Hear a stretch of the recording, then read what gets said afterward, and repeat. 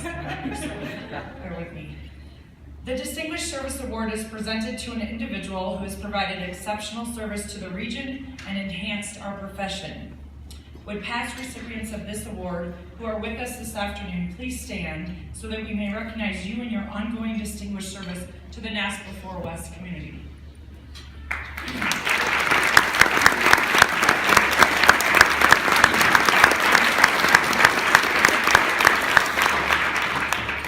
The 2015 Distinguished Service Award is being awarded to my friend, colleague, and mentor, Dr. Tim Alvarez. Tim Alvarez is currently the Vice President for Student Affairs at North Dakota State University. Tim has been active in NASPA 4 West since he became a member in 1999. He began his volunteer involvement in 4 West in 2001 when he served as the NUF Regional Coordinator until 2004 on the Regional Advisory Board. In this role, Tim began a long-standing commitment to the NUF program. Serving as a mentor to many and supporting the NUF reception hosted by the regional director at each regional conference. As a dedicated NASPA member, Tim has held a number of important leadership positions both regionally and nationally. He has served as the Nebraska State Membership Coordinator, Regional Membership Chair, Regional Director, and is currently serving as a James Scott Academy Board member. Tim has not only served NASPA as a volunteer, but has recruited countless graduate students and professionals to NASPA by sharing what the organization has to offer, introducing individuals to his NASPA network. I watched that over and over and over again yesterday, and discussing how he has benefited from his involvement.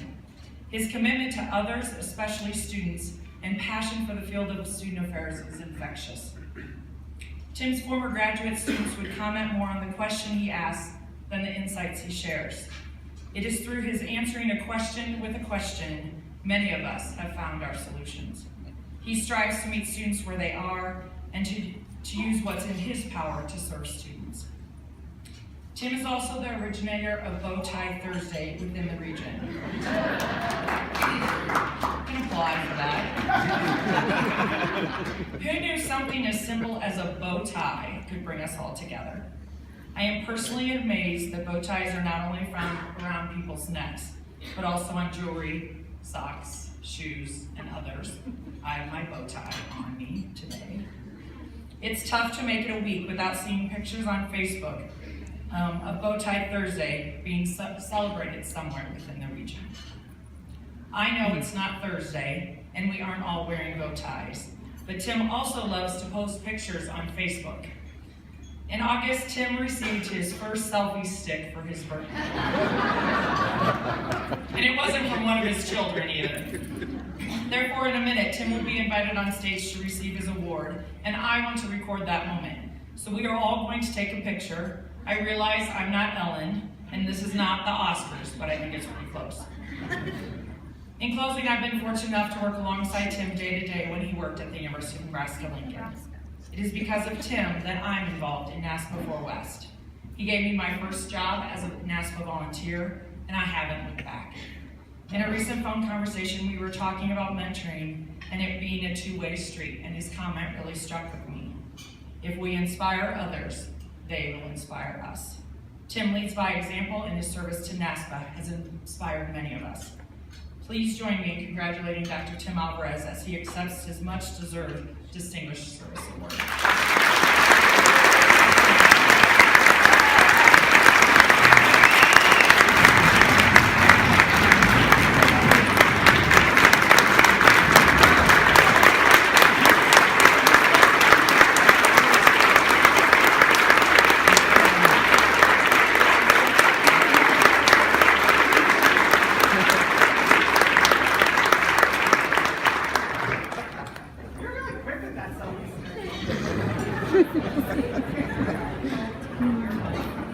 Don't stay standing because you're going to be in this picture. Oh. Just took us a second.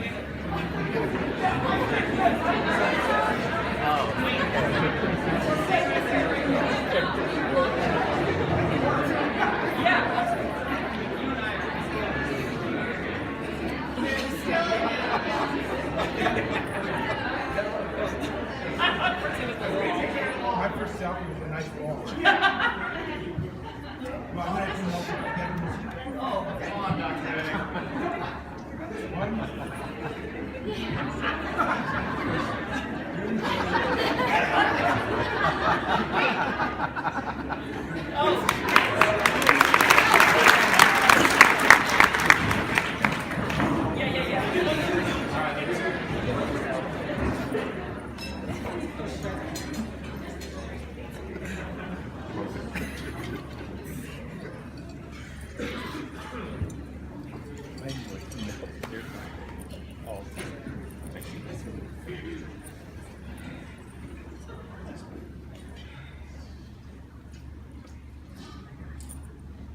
Thank you, Veronica. God, I don't know how this stuff happens. I don't.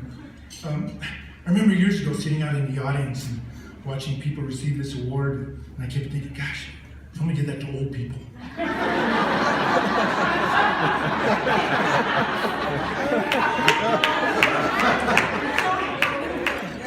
Sorry, Toby. Truly, this is really very, very humbling. So, imposter syndrome. I don't know about you, but I suffer from imposter syndrome quite often. You know that feeling you get when you think you're going to be exposed as a fraud? Those of you that know me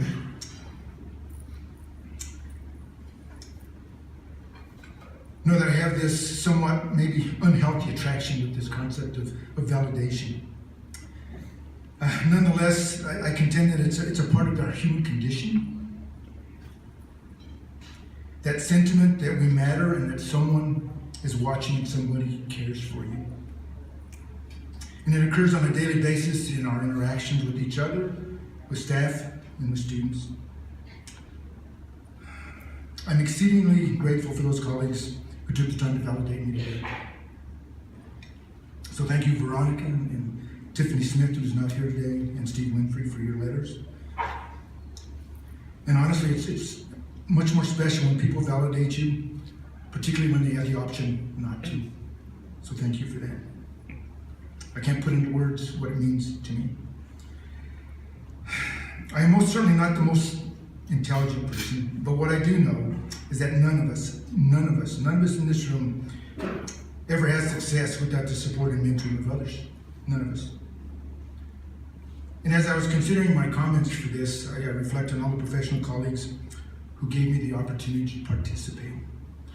And those of you know me, that life isn't about winning, it's about participating. And so I think of people like Lori Reeser and Christine Schneikart-Luby and Diana Doyle and Eric Grosspitch and a number of you who gave me the opportunity. And we often forget that it is a two-way street, that there's so many of us from different levels of campus who have influenced me. And as an administrator, we often think that it's always us, right? It's always us sharing and giving wisdom, not realizing that it truly is a two-way street. I learned from many of you. So I think of people like Carl Stein and Sarah Mata and Celestina Torres and Alex and Andrew Gonzalez and Dan Mayberry, as well as undergraduate students like Leroy Ford, who's taught me a lot about perseverance and passion. And also Kelly Martinez, who's taught me a lot about what it means to be committed. They amaze me with their selfless leadership. And there's so many more in this room. I'm also very grateful to have extremely talented staff at North Dakota State University. And they continue to humor me because I ask a lot of questions. Go figure, right? Jim Rohn contends that we are the average of the 5 people that we spend the most time with. And I know that when I join a group, the IQ goes down by about 10 points. But know that I learn a lot from you, so I feel very fortunate. But you know what I fear the most? The thing that keeps me up at night is the fear that I'll forget about my privilege. Even though I was a first-generation low-income student of color, I was lucky. I've always said that I was too stupid to know I was supposed to fail. And it's a little comical, but the extent is it isn't, because there's many students who don't, and they quit when they think they don't belong. I know you all know this, but education is liberating. I've been blessed with the prospect to obtain an education that's afforded me the opportunity and experience life in ways that I would have never imagined. And I truly hope that I never forget the privilege I have having that education and to do the things I'm able to do today. And almost on a daily basis, I interact with students who have a lot more courage than I do, and I know you visit with them as well. And those are the things that keep me coming back. So thank you for helping me overcome this imposter syndrome, at least for a little bit today. Although I'm not sure we ever do overcome that self-doubt. And frankly, I don't think it's a bad thing. It's not so bad to be humbled, is it? I believe it can make us better. And as you can tell, I'm kind of an old guy. And what I've found, and Veronica mentioned this, is when at least we attempt to inspire others, they inspire you right back. So this award is truly an inspiration for me. It stirs me to the bottom of my soul, and it makes me want to try harder. You make me want to try harder, and I know I can be better, so thank you for that. Very grateful. Thank you.